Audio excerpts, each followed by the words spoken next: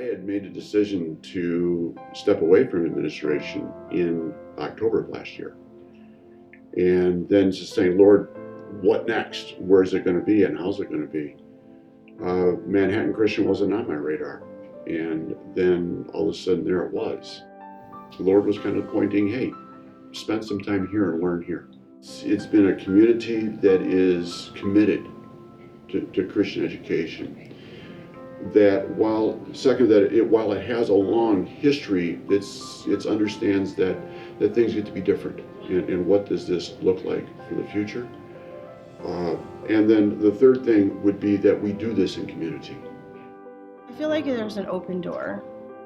We see the children as an important vessel, and so they're not just a student at Manhattan Christian.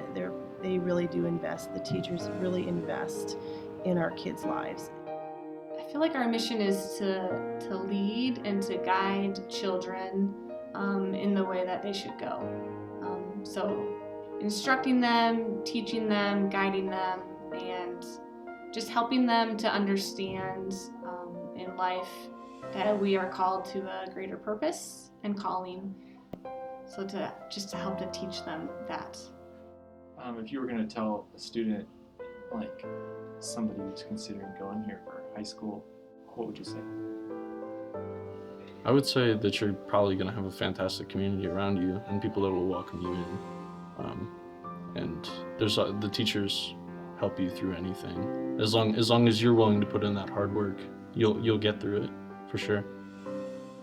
Do you think the teachers care about you guys a lot? I think the teachers care a whole lot more about my education and well-being than probably any other public school ever would. The goal here is to make sure that you get through with a Christian education and that you understand what it is to pursue God. So I think the teachers will definitely help you out more. I mean, I think my initial reaction is, you're always nervous, moving kids. You believe in all your heart that it's the right thing to do. But when you're not here from day one, you worry, right? How will they acclimate? To pick them up and having them come into the car, I will never forget that day and feeling so validated in terms of what we knew to be the right thing for them and for our family. It was beyond, when you talk about a first day and coming home that evening, I will never forget that day. That's, from my perspective. And I'll never forget coming home the first day and the kids were in the house. And so I asked them, hey, how was your first day of school? And they both turned around with huge smiles on their faces and they're like, it's great, it's awesome, And so that kind of set the tone for us moving forward. Yeah. If I can, I like to attend some of the events they do outside of school, but just to keep informed, ask them questions like how did it go, or what you've been doing, or how did whatever you were going to do this weekend, did that work out for you, or did you get your car fixed, and just ask them questions, I think, that show that you care about them as a whole person and not just, what we do here at school. What does it mean to say that Jesus is Lord of everything? It means a lot, everything.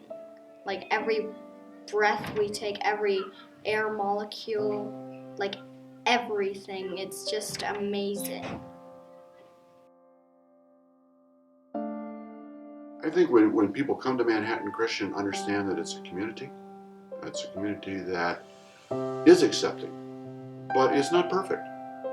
It takes work to be and be a part of the community and so on, but that's where it comes down to being an opportunity to learn. Then you're going to have those opportunities in life, be it here, be it then when you go to college, when you go to work, wherever environments that you are, to engage community, recognizing then that this is a community of grace. And sometimes we have to be willing to accept grace.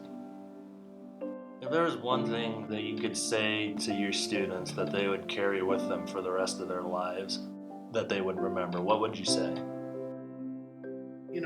really wouldn't have anything to do with the classes I teach or anything. It's like what's going to matter most in your life for the, and it's your relationship to God, and that's got to be your first priority. And that, it's not about how much money you're going to make, or what kind of job you're going to get, or what kind of status you have, or who you're going to marry, or what kind of car you're going to drive, or house you live in. Because none of that's going to matter. When it's over, that's gone. It's only your relationship.